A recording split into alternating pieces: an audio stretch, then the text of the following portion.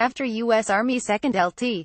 Spencer Rapone made headlines last month for posting pictures of his West Point graduation day, which showed him advocating for communism while in uniform, it has led to both his unit, the 10th Mountain Division, and the U.S. Military Academy launching investigations. The pictures were originally posted in support of Colin Kaepernick and his decision to protest during the national anthem. Now, the superintendent of West Point has broken his silence and released a statement regarding the evolving saga of the school's controversial graduate. In his statement, Lt. Gen. Robert Castellan acknowledged the vast amounts of calls, emails, and letters they've received in wake of the controversy. Lt. Rapone's conduct is the subject of 2 ongoing investigations. As a result, what can I disclose at this point is necessarily limited. Lt. Rapone's current unit of assignment, the 10th Mountain Division, is in the process of investigating his recent conduct and determining any appropriate actions to take.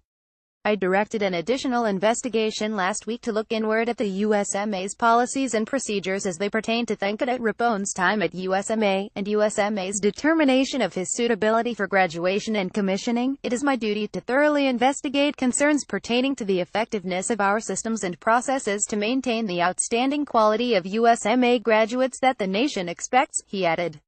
I am committed to fulfilling that duty to both our graduates and the American people.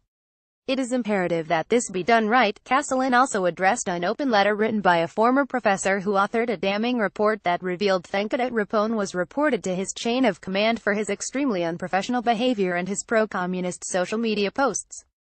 Lt. Col. Robert Heffington Rhett accuses the school of turning a blind eye and claims the standards at West Point are non-existent.